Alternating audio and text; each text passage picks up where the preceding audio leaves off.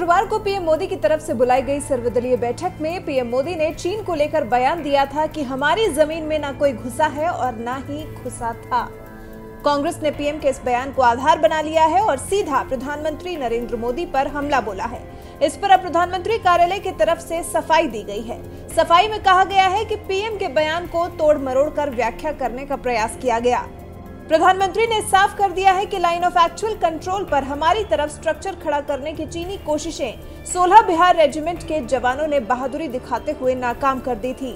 हमारे जवानों की बहादुरी के चलते हमारी सीमा में चीन की कोई मौजूदगी नहीं है।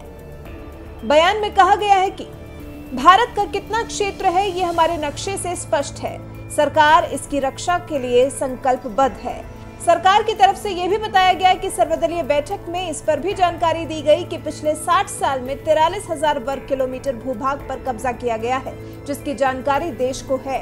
हम एलएसी पर एक तरफा परिवर्तन नहीं करने देंगे। एलएसी में बदलाव की किसी भी कोशिश का भारत मजबूती से जवाब देगा।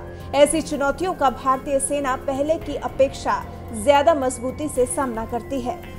पीएमओ ने कहा कि सर्वदलीय बैठक में जानकारी भी दी गई कि इस बार चीनी सेना कहीं अधिक ताकत के साथ एलएसी पर आई।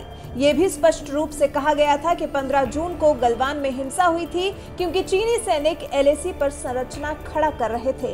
पीएम के बयान 15 जून को गलवान में हुई घटना पर आधारित थे, जिसमें 20 सैनिकों की जान चली गई थी। उसके बाद पीएमओ की तरफ से कांग्रेस के इस तरह के राजनीतिक रवैये पर भी अफसोस जताया गया।